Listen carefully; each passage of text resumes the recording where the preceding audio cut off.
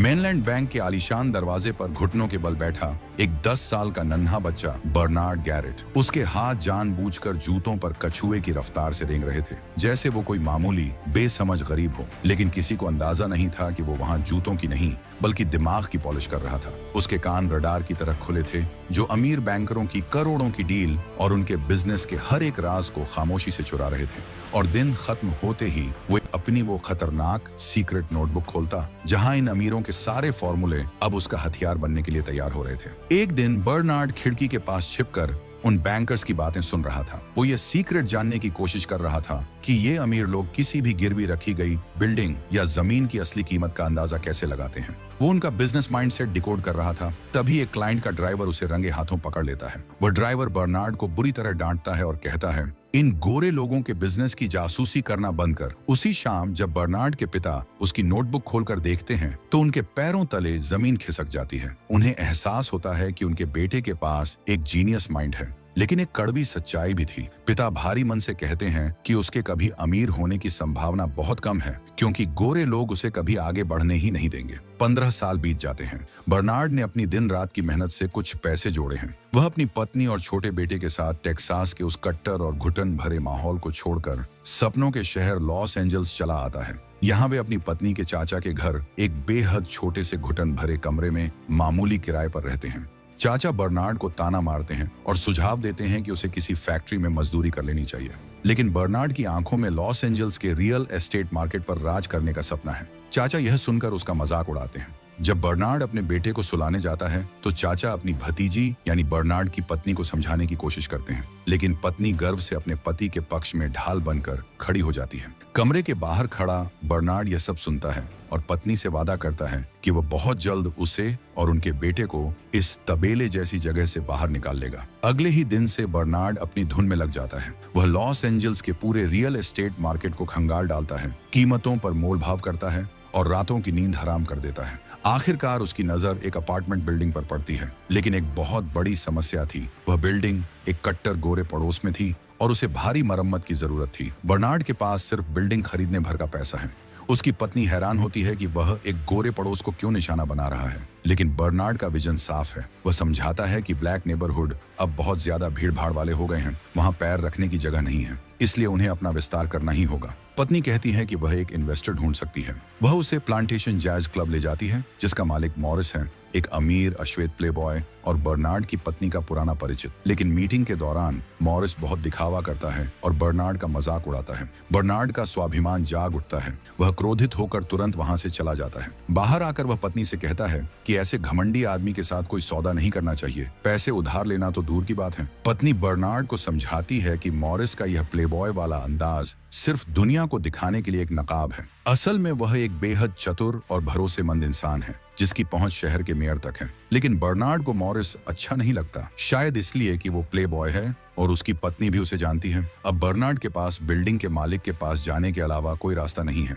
Irishman building के लिए $40,000 की मांग करता है। बर्नार्ड अपनी पूरी ताकत लगाकर कीमत को $30,000 तक लाने की कोशिश करता है, लेकिन नाकाम रहता है। फिर बर्नार्ड अपना मास्टर स्ट्रोक खेलता है। वह भुगतान को 2 किस्तों में बांटने का ऑफर देता है, $30,000 तुरंत और बाकी $10,000 तब जब बिल्डिंग पूरी तरह से किराए पर उठ जाएगी। आयरिशमैन पूछता है कि किराएदार कहां से आएंगे। बर्नार्ड कहता है, ब्लैक कम्युनिटी के डॉक्टर, वकील और टीचर, वो लोग जो उन गंदी बस्तियों से बाहर निकलने के लिए जगह ढूंढ रहे हैं, उन्हें मैं यहाँ ला सकता हूँ। बर्नार्ड का यह बेबाक अंदाज और गणितीय प्रतिभा उस आयरिशमैन को हैरान तो करती है, लेकिन वह रिस्क लेने से डरता है और साफ मना कर देता है। वहां से निकलने से ठीक पहले बर्नार्ड की तेज नजर आयरिशमैन के टेबल पर रखे कैलेंडर पर पड़ती है। वह बैंक और पर्सनल मैनेजर मिस्टर रीड का नाम पढ़ लेता है। उसी दोपहर बर्नार्ड उस बैंक में पहुंचता है, लेकिन बैंक की रिसेप्शनिस्ट उसके चेहरे पर सफेद झूठ बोलती है। वह उस अश्वेत व्यक्ति को किसी भी तरह बैंक से बाहर निकालना चाहती थी। वह कहती है, मुझे माफ करें, मिस्टर रीड बाहर हैं। बर्नार्ड शांति से कहता है, मेरी नजर काफी अच्छी है और मैं उनकी मेज पर रखी नेम प्लेट साफ पढ़ सकता हूँ। रिसेप्शनिस्ट चिढ़कर कहती है, माफ करें, मेरी जुबान फिसल गई थी, मिस्टर रीड अभी आपसे नहीं मिल सकते। बर्नार्ड हार नहीं मानता। वह बैंक के बाहर सड़क पर कई घंटों तक मैनेजर का इंतजार करता है। काम खत्म होने के बाद जब मैनेजर बाहर आता है तो बर्नार्ड उसे सड़क पर ही रोक लेता है और पूरी डील समझाकर लोन की मांग करता है, लेकिन बात नहीं बनती। शाम को बर्नार्ड पूरी तरह टूट चुका होता है और हार मानने वाला होता है। तभी फोन की घंटी बजती है। लाइन पर वो आयरिशमैन था। वह गुस्से में पूछता है, क्या तुमने बैंक में मिस्टर रीड से लोन लेने के लिए मेरे नाम का इस्तेमाल किया? Yes. लेकिन अगले ही पल वह बर्नार्ड को एक ऐसी खुशखबरी देता है जिससे बर्नार्ड की आंखों में आंसू आ जाते हैं। वह बताता है कि मैनेजर उसे लोन दे देगा क्योंकि वह आयरिशमैन खुद उसका गारंटर बनने के लिए तैयार है। वह बर्नार्ड के जुनून और जिद से इतना प्रभावित था कि उसे यकीन हो गया था कि ऐसा इंसान बिजनेस में कभी नहीं हारेगा। डील पक्की होने के बाद बर्नार्ड की पत्नी उसे एक छोटी जीत का जश्न मनाने उसी मॉरिस के जैज क्लब में ले जाती है। इस बार मॉरिस खुद बर्नार्ड के पास आता है और अपने अंदाज में बातचीत शुरू करता है। मॉरिस दिल से स्वीकार करता है कि उसे बहुत खुशी होती है जब अश्वेत लोग सफल होते हैं और उसे बर्नार्ड के अंदर एक बहुत बड़ा और सफल इंसान दिखाई देता है। बर्नार्ड और उसका चचेरा भाई उस नई बिल्डिंग में मामूली मरम्मत कर रहे होते हैं। तभी एक गोरी किराएदार महिला उन्हें देख लेती है और तुरंत चिल्लाने लगती है। बर्नार्ड शांत लहजे में कहता है कि उसने यह घर खरीद लिया है। बुढ़िया कहती है, यह गोरों की बिल्डिंग है, तुम इस जगह के मालिक हो ही नहीं सकते। तभी वहां बर्नार्ड के चचेरे भाई का दोस्त मैट भी आ जाता है। बर्नार्ड पूछता है, क्या आपको मेरे लिए काम करने में कोई परेशानी तो नहीं? मैट कहता है, दोस्त, पैसा हरा होता है, मुझे रंग की बस यही एक चिंता है। कुछ ही घंटों बाद उस बुढ़िया की शिकायत पर पुलिस वहां आ धमकती है। पुलिस कहती है कि एक अश्वेत व्यक्ति मालिक होने का नाटक कर रहा है। जब बर्नार्ड कहता है कि वह सच में मालिक है तो पुलिस उसका मजाक उड़ाती है। लेकिन जब बर्नार्ड अपनी जेब से मालिकाना हक के असली कागजात निकालकर दिखाता है तो पुलिस वालों के होश उड़ जाते हैं। उसी शाम बर्नार्ड उसी बिल्डिंग के एक अपार्टमेंट में रहने चला जाता है। उस बुजुर्ग महिला को यह बिल्कुल बर्दाश्त नहीं होता कि वह किसी अश्वेत के साथ एक ही बिल्डिंग में रहे, इसलिए अगले ही दिन वह घर छोड़कर चली जाती है। लेकिन वो घर खाली नहीं रहता। कुछ ही समय में वहां एक बेहद अमीर अश्वेत महिला किराएदार बनकर आ जाती है। बर्नार्ड तय समय पर आयरिशमैन का पाई चुका देता है। आयरिशमैन बर्नार्ड के जीनियस दिमाग का फैन हो जाता है और उसे 50-50 पार्टनरशिप का धांसू ऑफर देता है। उनका मास्टर प्लान एकदम साफ था। उस दौर में अमेरिकी लोग आयरिश लोगों से भी चिढ़ते थे और उनके साथ बिजनेस करने से कतराते थे। इसलिए तय हुआ कि फोन पर सारा मोल भाव और गणित का खेल बर्नार्ड संभालेगा। लेकिन जब सौदे पर साइन करने की बारी आएगी तो आयरिशमैन अपना गोरा चेहरा लेकर आगे जाएगा। दिमाग बर्नार्ड का और चेहरा आयरिशमैन का ये सीक्रेट जोड़ी मार्केट में छा जाती है। उनका बिजनेस आसमान छूता है और अपनी इसी कामयाबी से बर्नार्ड अपनी पत्नी को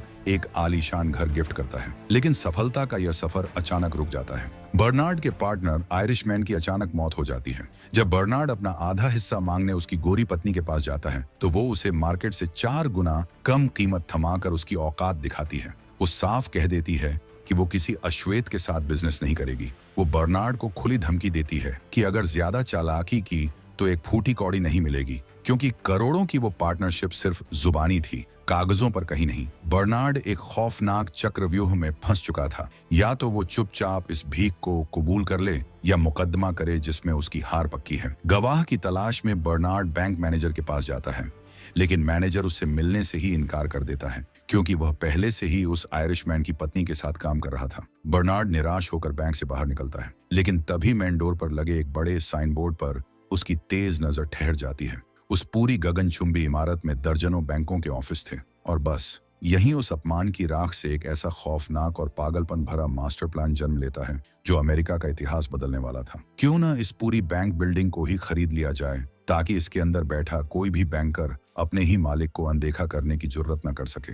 चोट खाए हुए अहंकार और इस मास्टर स्ट्रोक को लेकर बर्नार्ड सीधा मॉरिस के पास पहुंचता है। वह मॉरिस को उस पूरी बिल्डिंग को खरीदने का प्रस्ताव देता है। मॉरिस एक चतुर व्यवसायी है, वह गोरों के इलाके में रिस्क नहीं लेना चाहता। मॉरिस कहता है, तुम अच्छी तरह जानते हो कि डाउनटाउन लॉस एंजल्स में एक भी ऐसी बिल्डिंग नहीं है जिसका मालिक कोई ब्लैक हो, और उसकी एक खास वजह है। अब मुझे इस पागलपन के लिए समझाओ। बर्नार्ड अपनी खतरनाक चाल समझाता है। अगर हम इस बिल्डिंग के मालिक बन गए तो ये गोरे बैंकर हमारी ही छत के नीचे बैठकर हमें लोन देने से मना नहीं कर पाएंगे। और सबसे बड़ी बात, बैंकों के पास रियल एस्टेट के सारे गुप्त राज होते हैं जिससे हम पूरे शहर के मार्केट पर कब्जा कर सकते हैं। ये खौफनाक और जीनियस विजन सुनकर मॉरिस का भी दिमाग घूम जाता है और वो इस ऐतिहासिक डील के लिए हाथ मिला लेता है। अब उन्हें इस काम के लिए एक गोरे चेहरे की जरूरत थी, एक ऐसा गोरा इंसान जो दुनिया के सामने बैंक का मालिक दिखे, जबकि असली डोर बर्नार्ड और मॉरिस के हाथों में हो। वे तय करते हैं कि मैट इस बड़े गेम में उनका फ्रंटमैन बनेगा। मैट यह सुनकर डर जाता है और कहता है कि वह इतनी बड़ी भूमिका नहीं निभा पाएगा। मॉरिस को भी यकीन नहीं होता कि मैट जैसा सीधा साधा लड़का यह कर पाएगा, लेकिन बर्नार्ड कहता है ये कर पाएगा। अगले दिन कैफे में मैट उदास बैठा होता है। उसे उदास देखकर उसकी स्कूलमेट उसके पास आती है, जो वहां वेट्रेस का काम कर रही है। वो पूछती है क्या हुआ मैट? तब मैट कहता है कि मैं परेशान हूँ, मुझे पार्टनरशिप ऑफर हुई है, एक्सेप्ट करूं या ना करूं। पार्टनरशिप शब्द सुनते ही उस वेट्रेस के बर्ताव में मैट के लिए अचानक बहुत सम्मान आ जाता है। उस लड़की से मिली इस अहमियत को देखकर मैट का कॉन्फिडेंस एकदम से बढ़ जाता है और वो इस बड़े खेल में उनका फ्रंटमैन बनने के लिए पूरी तरह तैयार हो जाता है। अब शुरू होती है ट्रेनिंग। मॉरिस मैट को गोल्फ खेलना और अमीर गोरों की तरह चलना फिरना, बात करना सिखाता है। वहीं बर्नार्ड उसे रियल एस्टेट वैल्यूएशन के जटिल फॉर्मूले रटाता है। शुरुआत में मैट बहुत गलतियां करता है, जिससे मॉरिस निराश हो जाता है, लेकिन धीरे धीरे मैट की फोटोग्राफिक मेमोरी अपना कमाल दिखाती है। 1 महीने के अंदर ही मैट गोल्फ खेलते खेलते करोड़ों की गणितीय गणनाएं चुटकियों में करने लगता है। मॉरिस एक प्रतिष्ठित गोल्फ क्लब में मैच फिक्स करता है, जहां मैट गलती से बैंक बिल्डिंग के मालिक चार्ल्स रेनॉल्ट से मिलता है। बर्नार्ड मैट को रेनॉल्ट के साथ फाइनल लंच मीटिंग के लिए तैयार करता है। वहां मैट अपनी गणितीय कुशलता और रटे हुए फॉर्मूलों से रेनॉल्ट को इस कदर प्रभावित करता है, वह $2.5 मिलियन की बिल्डिंग को मोल भाव करके 1.5 मिलियन तक ले आता है। इस जीत के बाद वे रुकते नहीं, वे लॉस एंजल्स के उन पॉश इलाकों में थोक के भाव इमारतें खरीदने लगते हैं जहां अश्वेतों का जाना मना था। उनके पास अब 177 इमारतें हो चुकी थीं और उनका रसूख इतना बढ़ गया कि उनके अपार्टमेंट के उद्घाटन में खुद देश के उपराष्ट्रपति लिंडन बी जॉनसन मेहमान बनकर आए और मैट वह अपनी हॉट वेट्रेस से शादी कर अपनी शानदार जिंदगी जी रहा है। साल 1963। बर्नार्ड अब एक बेहद सफल और अमीर बिजनेसमैन बन चुका है। वह अपने पिता से मिलने टेक्सास के एक छोटे से शहर में आता है। टेक्सास उस वक्त अमेरिका का सबसे कट्टर राज्य था, जहां अश्वेत लोगों के प्रति नफरत से भरा रवैया बिल्कुल नहीं बदला था। उसका पिता कहता है कि उसे अपने बेटे पर गर्व है। बर्नार्ड उसे समझाता है कि कैलिफोर्निया में अश्वेतों के लिए जीना बहुत आसान है, लेकिन पिता एक कड़वी सच्चाई सामने रखता है। मुझे नहीं लगता कि यह कैलिफोर्निया है। ये शब्द बर्नार्ड के अंदर कुछ जगह देते हैं। अगले दिन महंगे सूट पहने हुए बर्नार्ड अपने बेटे के साथ अपने शहर की सड़कों पर निकलता है। बेटा हैरान है, लोग उन्हें ऐसे घूर रहे हैं जैसे उन्होंने कोई भयानक गुनाह कर दिया हो। बर्नार्ड कहता है मुझे अफसोस है कि तुम्हें ये सब देखना पड़ रहा है। चलते चलते वे मेनलैंड बैंक के पास पहुंचते हैं। ये वही जगह है जहां बर्नार्ड बचपन में जूते पॉलिश किया करता था और चुपचाप अमीरों की फाइनेंशियल बातें सुनकर उनके करोड़ों के सीक्रेट्स बटोरता था। वह वहां के स्थानीय जूता पॉलिश करने वाले लड़के से कीमत पूछता है।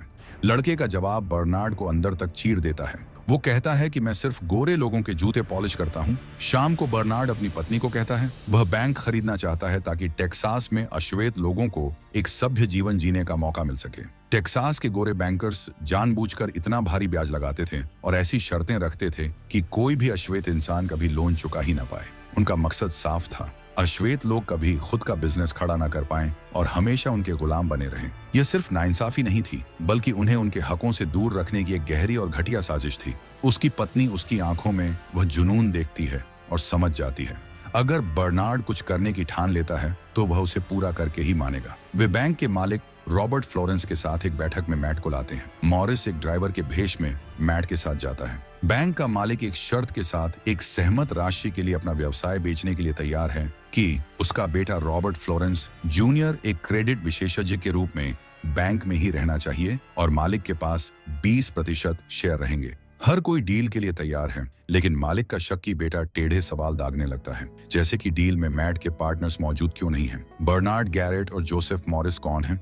मैट कहता है सच तो यह है कि वे इतने अमीर हैं कि छोटी मोटी बातों से परेशान नहीं होना चाहते, इसलिए उन्होंने मुझे आगे रखा है। तीर निशाने पर लगा। सौदा पक्का होने के बाद बैंक उनके हाथ में आ गया। बर्नार्ड ने तुरंत अपनी योजना लागू की और गुपचुप तरीके से स्थानीय अश्वेत पादरियों से मुलाकात की। उसने उनसे कहा कि वे अपने भरोसेमंद लोगों को चुनें जिन्हें लोन की जरूरत है, लेकिन शर्त यह थी कि यह बात पूरी तरह गुप्त रहे। धीरे धीरे अश्वेत लोगों को घर और बिजनेस के लिए लोन मिलने लगा और बैंक मुनाफे में आने लगा। लेकिन यह कामयाबी एक तूफान को दावत दे रही थी। फ्लोरेंस जूनियर, जो खुद को उस बैंक का वारिस समझता था, वो मैट पर दबाव बनाने लगा। वह जानना चाहता था कि ये नए लोन किन लोगों को दिए जा रहे हैं। उसने जासूसी शुरू कर दी। अंधेरी रातों में उसने देखा कि कैसे मैट गुप्त रूप से बर्नार्ड से मिलता है और उसे प्रोग्रेस रिपोर्ट देता है। उधर मैट की पत्नी टेक्सास के माहौल में खुद को असुरक्षित महसूस कर रही थी। उसे लगने लगा था कि मैट सिर्फ बर्नार्ड और मॉरिस के इशारों पर नाचने वाली एक कठपुतली है। उसने मैट को टोकते हुए कहा, तुमने कहा था तुम पार्टनर हो, लेकिन पार्टनर सैलरी नहीं लेते, वे मालिक होते हैं। पत्नी की इस बात ने मैट के मन में असुरक्षा पैदा कर दी और उसने अपनी पहचान बनाने के लिए वादा किया कि अगला बैंक उनका अपना होगा। अगले दिन फ्लोरेंस जूनियर बर्नार्ड से मिलता है और उसे धमकी देता है। वह कहता है कि अगर गोरे ग्राहकों को बैंक के असली मालिकों के बारे में पता चला तो वे अपना सारा पैसा निकाल लेंगे और बैंक रातों रात कंगाल हो जाएगा। जब बर्नार्ड ने उसकी इस धमकी को गंभीरता से नहीं लिया, तब फ्लोरेंस ने अपना आखिरी दांव चला और बैंकिंग अधिकारियों का एक लीगल नोटिस दिखाया। चुपके से सरकार को खबर कर दी थी और अब बैंक पर बहुत बड़ी सरकारी जांच होने वाली थी। खतरा बढ़ रहा था, लेकिन मैट अपनी पत्नी के उकसावे में आकर एक और बैंक ऑफ मार्लिन खरीदने की जिद पर अड़ गया। वह चाहता था कि मेनलैंड के सारे अश्वेत कर्ज इस छोटे बैंक में ट्रांसफर कर दिए जाएं। चतुर बर्नार्ड को यह हंगामा पसंद नहीं था। उसे पता था कि 2 बैंकों को संभालना उनके बस से बाहर हो जाएगा। लेकिन मैट ने ब्लैकमेल का रास्ता चुना। मुझे मालिक बनाओ, नहीं तो मैं काम छोड़कर वापस चला जाऊंगा। बर्नार्ड और मॉरिस को झुकना पड़ा। मैट अब नए बैंक का मालिक था। बर्नार्ड की पत्नी मार्लिन बैंक में सफाई कर्मचारी का भेष बदलकर काम करने लगी ताकि वह मैट की गतिविधियों पर नजर रख सके। बर्नार्ड ने मैट को सख्त हिदायत दी थी, हर कर्ज की दोबारा जांच करना और केवल भरोसेमंद वकील के साथ काम करना। लेकिन अपनी काबिलियत के गुमान में चूर मैट ने सब कुछ नजरअंदाज कर दिया। उसने फ्लोरेंस के सुझाए हुए वकील को रख लिया, वही फ्लोरेंस जिसने उनकी मुखबिरी की थी। मैट ने बिना गहराई से पढ़े गंभीर चेहरा बनाकर लोन पार्टिसिपेशन एग्रीमेंट्स पर हस्ताक्षर कर दिए। उधर फ्लोरेंस का फोन आया। मेनलैंड बैंक में फेडरल अधिकारी जांच के लिए पहुंच गए हैं, क्योंकि यह खबर लीक हो गई है कि बर्नार्ड और जो इन बैंकों के असली मालिक हैं। तभी अचानक मार्लिन बैंक में भी सरकार की तरफ से ऑडिट बैठ जाता है। सरकारी अधिकारी फाइलों को खंगालने लगते हैं। बर्नार्ड, जो वहां एक सफाई कर्मी की वर्दी में था, चुपके से मैट को जवाब बताकर बचाने की कोशिश करता है, लेकिन तब तक खेल हाथ से निकल चुका था। अधिकारियों ने वो सारे बड़े लोन पकड़ लिए जो उस छोटे बैंक की कानूनी सीमा से कहीं ज्यादा थे। नियमों के गंभीर उल्लंघन की वजह से सरकार तुरंत बैंक का कामकाज सस्पेंड कर देती है। उनका पूरा साम्राज्य ताश के पत्तों की तरह ढह जाता है और वो लोग जैसे ही बैंक से बाहर निकलते हैं, FBI की टीम उन्हें गिरफ्तार कर लेती है। वॉशिंगटन की गूंजती हुई अदालतों में मामला अब राजनीति का था। सीनेटर चाहते थे कि इस मामले का इस्तेमाल बैंकिंग कानूनों को और सख्त करने के लिए किया जाए ताकि कोई और बर्नार्ड दोबारा खड़ा ना हो सके। मैट को 50 साल की जेल का डर दिखाया गया और उसने अपने ही साथियों की पीठ में छुरा घोंप दिया। उसने गवाही दी कि बर्नार्ड ने उस पर दबाव डाला था। सीनेटर ने बर्नार्ड को भी एक मौका दिया। मान लो कि तुमने अपनी अमीरी के लिए कानून का फायदा उठाया और तुम बच जाओगे, वरना जेल तय है। लेकिन बर्नार्ड गैरेट हार मानने वालों में से नहीं था। सुनवाई के दूसरे दिन उसने स्वीपर की वर्दी के साथ अदालत की आंखों में आंखें डालकर कहा कि यही एकमात्र तरीका है जिससे एक काला आदमी टेक्सास के बैंक में घुस सकता है। उसका भाषण नस्लीय भेदभाव के खिलाफ एक गरजती हुई ललकार थी। नतीजा वही हुआ जिसका डर था। संपत्ति जब्त कर ली गई। जूरी ने उन्हें दोषी माना और 3 साल की सजा सुनाई, पर मैट आजाद रहा। लेकिन बर्नार्ड की यह कुर्बानी बेकार नहीं गई। उनकी इस बगावत ने पूरे अमेरिका को हिलाकर रख दिया। 3 साल बाद कांग्रेस ने फेयर हाउसिंग एक्ट पारित किया। अब पूरे अमेरिका में रंग के आधार पर किसी को भी घर या लोन देने से मना करना सबसे बड़ा जुर्म बन गया था। जब बर्नार्ड जेल से बाहर आया तो वह कंगाल लग रहा था, लेकिन उसके चेहरे पर एक राजदार मुस्कान थी। मॉरिस और उसकी पत्नी को समझ नहीं आ रहा था कि वह खुश क्यों है। तभी यह खुलासा होता है कि सुनवाई से ठीक 1 रात पहले मैट ने बर्नार्ड को फोन किया था। मैट ने अपनी गलती मान ली थी। बर्नार्ड को यह अच्छी तरह पता था कि अगले दिन फैसला उनके खिलाफ आएगा और सरकार उनकी सारी संपत्ति जब्त कर लेगी। इसलिए बर्नार्ड ने मैट से एक आखिरी एहसान मांगा। बर्नार्ड ने गुप्त संपत्तियां बेचने को कहा, बल्कि उसने मैट को अपने बचे हुए पैसे सौंपे और कहा कि इससे पहले कि सरकार सब कुछ हड़प ले, तुम इन पैसों से बहामास में घर खरीद लो। कहानी का अंत टेक्सास की धूल भरी गलियों में नहीं, बल्कि बहामास के नीले समंदर के किनारे उन्हीं घरों में हुआ जहां ये दोस्त अब अपनी शर्तों पर आजाद जिंदगी जीने के लिए स्वतंत्र थे।